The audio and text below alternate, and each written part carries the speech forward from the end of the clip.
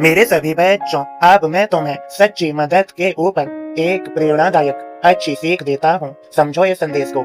एक समय की बात है, एक नन्हा परिंदा अपने परिवारजनों से बिछड़कर अपने आशियाने से बहुत दूर आ गया था। और उस नन्हे परिंदे को अभी उड़ान भरने अच्छे से नहीं आता था और उसने उड़ना सीखना अभी अभी शुरू किया था। उधर नन्हे परिंदे के परिवार वाले बहुत परेशान थे और ओस के आने की राह देख रहे थे। इधर नन्हा परिंदा भी समझ नहीं पा रहा था कि वो अपने आशियाने तक कैसे पहुँचे। वह उड़ान भरने की काफी कोशिश कर रहा था, पर बार बार कोच ऊपर उठ कर गिर जाता। कोच दूर से एक अनजान परिंदे अपने मित्र के साथ वे सब यह दृश्य बड़े गौर से देख रहे थे। कुछ देर देखने के बाद वो दोनों परिंदे उस नन्हे परिंदे के करीब आ पहुंचे। नन्हा परिंदा उन्हें देख के पहले घबरा गया, फिर उसने सोचा शायद ये उसकी मदद करें और उसे घर तक पहुंचा दें। अनजान परिंदा, क्या हुआ? नन्हे परिंदे काफी परेशान हो। नन्हा परिंदा बोला, मैं रास्ता भटक गया हूँ और मुझे शाम होने से पहले अपने घर लौटना है। मुझे उड़ान भरना अभी अच्छे से नहीं आता। मेरे घर वाले बहुत परेशान हो रहे होंगे। आप मुझे उड़ान भरना सिखा सकते हैं? मैं काफी देर से कोशिश कर रहा हूँ, पर कामयाबी नहीं मिल पा रही है।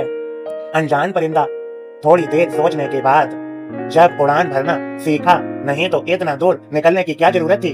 अब वह अपने मित्र के साथ मिलकर नन्हे परिंदे का मजाक उड़ाने लगा। उन लोगों की बातों से नन्हा परिंदा बहुत क्रोधित हो रहा था। अनजान परिंदा हंसते हुए बोला, देखो, हम तो उड़ान भरना जानते हैं और अपनी मर्जी से कहीं भी जा सकते हैं। इतना कहकर अनजान परिंदे ने उस नन्हे परिंदे के सामने पहली उड़ान भरी। वह फिर थोड़ी देर बाद लौट कर आया और दो चार कड़वी बातें बोल पुनः उड़ गया। ऐसा उसने 5-6 बार किया और जब इस बार वो उड़ान भर के वापस आया तो नन्हा परिंदा वहां नहीं था।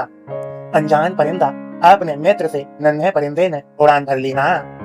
उस समय अनजान परिंदे ने के चेहरे पर खुशी झलक रही थी। मित्र परिंदा, हाँ, नन्हे परिंदे ने तो उड़ान भर ली, लेकिन तुम इतना खुश क्यों हो रहे हो मित्र?